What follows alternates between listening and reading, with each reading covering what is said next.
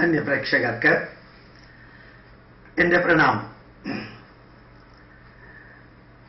പറഞ്ഞത് തന്നെ ആവർത്തിക്കുകയല്ല, ആദ്യത്തെ 2 വരി മാത്രം പറഞ്ഞത് ആവർത്തിക്കാം. എൻ്റെ മിഡിൽ ഈസ്റ്റ് യാത്രയിൽ എനിക്ക് ധാരാളം കാര്യങ്ങൾ പഠിക്കാൻ സാധിച്ചു. എൻ്റെ യാത്രയിൽ എംബസിയിൽ ഉദ്യോഗസ്ഥർക്ക് നടത്തിയ പ്രഭാഷണങ്ങൾ ഒഴികെയുള്ള എല്ലാ പ്രഭാഷണങ്ങളിലും ഭാരതീയരുടെ അന്ധവിശ്വാസങ്ങളെക്കുറിച്ചും ദുരാചാരങ്ങളെക്കുറിച്ചും ഞാൻ എടുത്തെടുത്ത് പറയുകയുണ്ടായി. അതില് ഈ പ്രഭാഷണം കേൾക്കാൻ വന്നതിൽ എനിക്ക് തോന്നുന്നു 70% വ്യക്തികളെങ്കിലും യൂട്യൂബിലൂടെ എൻ്റെ പ്രഭാഷണം കേട്ടിട്ടുണ്ട്. അവരുടെ അടുത്ത് എല്ലാവരുടെ അടുത്തും അമ്പലത്തിലെ സ്വർണ്ണ കൊടിമരത്തിന് സ്പോൺസർ ചെയ്യുന്നതിന് പകരം അതൊഴിവാക്കണം, ശ്രീകോവിൽ സ്വർണം പൂശുക, വിഭവ സമൃദ്ധമായ സദ്യ അതിന് സ്പോൺസർ ചെയ്യാതിരിക്കുക, പിന്നെ 2 ലക്ഷം 3 ലക്ഷം രൂപ ഒരാളുടെയും 2 പേരുടെയും കല്യാണത്തിന് സ്പോൺസർ ചെയ്യാതിരിക്കുക, അങ്ങനെയുള്ളതെല്ലാം പറഞ്ഞ കൂട്ടത്തില് ഞാൻ അവരോട് പറഞ്ഞു, ജാതകം എന്ന് പറയുന്നത് കുറേയൊക്കെ മാർഗനിർദ്ദേശത്തിന് വേണമെങ്കിൽ ഉപയോഗിക്കാം.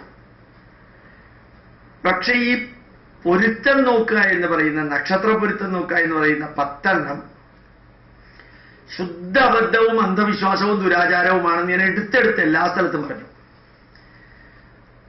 എത്ര അമ്മമാരുടെയും എത്ര പെൺകുട്ടികളുടെയും മുഖത്ത് കണ്ട തിളക്കം ഞാനത് പറയുമ്പോ എനിക്കത് അത്ഭുതം തോന്നി. എനിക്ക് തോന്നുന്നു അതിലെ ഭൂരിഭാഗം പേരും ഗോപാലകൃഷ്ണൻ എന്ന് ഞാൻ പറയുന്നത് സ്വീകരിക്കുന്നു തോന്നുന്നു. കാരണം അവർക്കൊരു ധാരണയുണ്ട്, ഞാൻ അത് ശരിയാണെന്നാണ്. ജ്യോതിഷം പഠിക്കാതെ ജ്യോതിഷത്തിനെതിരെ പറയല്ല, പൊരുത്തത്തെക്കുറിച്ച് പഠിക്കാതെ പൊരുത്തത്തിനെതിരെ പറയല്ല, പഠിച്ചിട്ട് പറയാണ് അത് ഇന്ന കാരണങ്ങൾ കൊണ്ടാണ് പൊരുത്തത്തിന് സയന്റിഫിക് അല്ല, ലോജിക്കൽ അല്ല, റാഷണൽ അല്ല എന്ന് പറയുന്നത് എന്നെല്ലാം വിവരിച്ച് ഞാൻ ക്ലാസ് എടുത്തുകൊണ്ട് പോയി. അബുദാബിയിലെ എംബസിയിലെ ക്ലാസ് കഴിഞ്ഞപ്പോ ഒരാളെ എഴുന്നേറ്റ് നിന്ന് പറഞ്ഞു, വളരെ രസകരമായിട്ട് അദ്ദേഹം പറഞ്ഞു. സുരേഷ് കുമാർ MK, അതാണ് അദ്ദേഹത്തിന്റെ പേര്. ഞാൻ ഈ പ്രഭാഷണത്തിൽ പറഞ്ഞു, സത്യസായിബാബ ഈ പൊരുത്തത്തിനോട് ഒരിക്കലും യോജിക്കുന്നില്ല. ഞാൻ നിങ്ങളുടെ കൂട്ടത്തിലുള്ളപ്പോഴുണ്ടാകുന്ന പൊരുത്തത്തെക്കാൾ വലിയ പൊരുത്തമൊന്നും ലോകത്തിലില്ല എന്ന് ബാബ പറഞ്ഞിട്ടുണ്ട്. അമൃതാനന്ദമയിയും ഒരിക്കലും ഈ പൊരുത്തം നോക്കണം എന്ന് അമ്മ പറയാറില്ല. മുഖം നോക്കിയിട്ട് മക്കളെ നിങ്ങൾ തമ്മിൽ നല്ല പൊരുത്തമുണ്ടെന്നേ അമ്മ പറയാറുള്ളൂ. നാരായണ ഗുരുദേവനും പൊരുത്തത്തിനോട് തീരെ യോജിക്കുന്നില്ല എന്ന് ഞാൻ പറഞ്ഞു. അതൊക്കെ വിവരിച്ച് കഴിഞ്ഞിട്ട് ക്ലാസ് കഴിഞ്ഞപ്പോ ഈ സുരേഷ് കുമാർ എന്ന് പറയുന്ന ആള് പേപ്പറിൽ എഴുതി എനിക്ക് തന്നു. അത് ഞാൻ അദ്ദേഹത്തിനോട് പറയുകയും ചെയ്തു.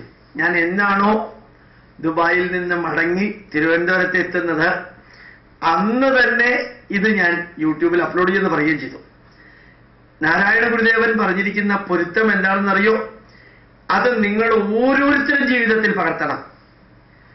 8 വിധ പൊരുത്താണ് ഗുരുദേവൻ പറഞ്ഞിരിക്കുന്നത്.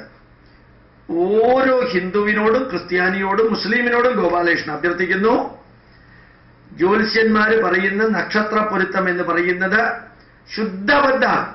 നിങ്ങൾക്ക് അതിനെക്കുറിച്ച് മനസ്സിലാക്കണമെങ്കിൽ ഒക്ടോബർ 2-ാം തീയതി ഗാന്ധി ജയന്തിയുടെ അന്ന് രാവിലെ 9 തൊട്ട് വൈകുന്നേരം 5 മണി വരെ തൃശ്ശൂര് കേച്ചേരിക്കടുത്തുള്ള ഇന്ത്യൻ ഇൻസ്റ്റിറ്റ്യൂട്ട് ഓഫ് സയന്റിഫിക് ഹെറിറ്റേജിന്റെ കേന്ദ്രത്തില് എന്റെ ക്ലാസ് ഉണ്ട്. പ്രിന്റഡ് നോട്ട് കയ്യിൽ തന്നിട്ടുള്ള ക്ലാസ് ഉണ്ട്.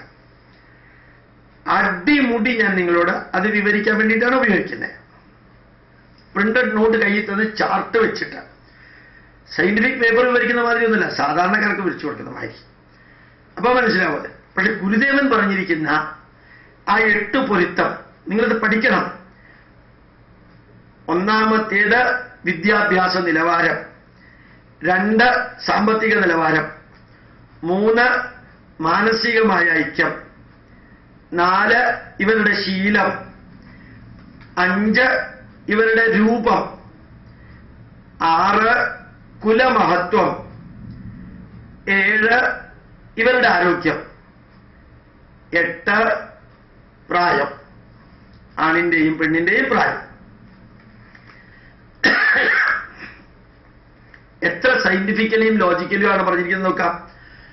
അവിടെ വെച്ച് തന്നെ ഒരാളോട് പറയുകയുണ്ടായി, നല്ല രീതിയിൽ പൊരുത്തം ഉണ്ടായി എന്ന ഒരൊറ്റ കാരണത്താല് ഒരു ചാർട്ടേഡ് അക്കൗണ്ടൻസി പാസ്സായിട്ടുള്ള ഒരു പെൺകുട്ടിയെ ചെറിയ ഒരു പെട്ടിക്കടയില് സ്പെയർ പാർട്സ് വിൽപ്പന നടത്തുന്ന ഒരു പയ്യനുമായിട്ട് കെട്ടിച്ചു എന്ന്. ആലോചിച്ചു നോക്കാം, എത്ര കാലം ആ ബന്ധം നിലനിൽക്കും. ഇപ്പൊ വിദ്യാഭ്യാസം ആൾമോസ്റ്റ് ഈക്വൽ ലെവലിലുള്ള വിദ്യാഭ്യാസമുള്ളവരാണെങ്കിൽ അവർ യോജിച്ചു പോകും. ഒരാൾ ഡ്രൈവറും മറ്റേയാൾ ഡോക്ടറും ആണെങ്കിലുള്ള അവസ്ഥ എന്താ? 2 സാമ്പത്തിക അവസ്ഥ. ഒരാൾ വളരെ പുവറും മറ്റേയാൾ വളരെ റിച്ചുമാണെന്ന് വിചാരിക്കുക, എന്തൊക്കെ പ്രശ്നങ്ങൾ ഉണ്ടാക്കാം.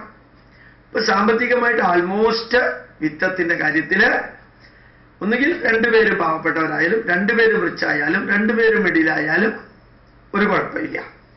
പിന്നെ മനസ്സ്, ഒരാളുടെ മനസ്സ് ക്രൂരവും നിന്ദ്യവും ഭയങ്കരമായിട്ട് ദേഷ്യം വരുന്നതൊക്കെയാണ്, മറ്റേ വളരെ പാവപ്പെട്ടവനാണെന്ന് വിചാരിക്കാം. അപ്പൊ ഈ മാനസികമായിട്ട് ഉണ്ടാകുന്ന ഈ വൈരുദ്ധ്യം ജീവിതം തന്നെ തകർക്കും. ഇപ്പൊ വിദ്യ, വിത്തം, മനം, ശീലം. ഒരാൾ പ്യുവർ നോൺ വെജിറ്റേറിയനും മറ്റേയാൾ വെജിറ്റേറിയനും ആയി വിചാരിക്കാം. ഒരാൾ ഹോഴ്സ് റേസും ചീട്ടുകളിയും വെള്ളോടിയാണ് ശീലം വിചാരിക്കാം, മറ്റേയാൾ ഇതിന്റെ ഓപ്പോസിറ്റ് ആണെന്ന് വിചാരിക്കാം. ആ കുടുംബ ബന്ധം എങ്ങനെ തകരാതിരിക്കും? വിദ്യ, വിത്തം, മനം, ശീലം, രൂപം. ഒരാൾ നല്ല ഭംഗിയുണ്ട്, മറ്റാൾ തീരെ ഓപ്പോസിറ്റാണ്. ബാഹുബലി എന്ന സിനിമയിലെ കാലകേയനെ പോലെ ഉണ്ടെന്ന് വിചാരിക്കാം. ഇപ്പൊ എങ്ങനെയുണ്ടാവും? രൂപം തമ്മിൽ 2 പേരും കറുപ്പാണെങ്കിൽ വെരി ഗുഡ്, 2 പേരും വെളുപ്പാണെങ്കിലും വെരി ഗുഡ്. ഒരാൾ ഭയങ്കര കറുപ്പും മറ്റയാൾ ഭയങ്കര വെളുപ്പും, ഒരാൾ ഭയങ്കര ലീനും മറ്റയാൾ ഭയങ്കര ഫാറ്റുമാണെന്ന് വിചാരിക്കാം. ഇപ്പൊ രൂപത്തിലെ ഐക്യം അത് വേണം.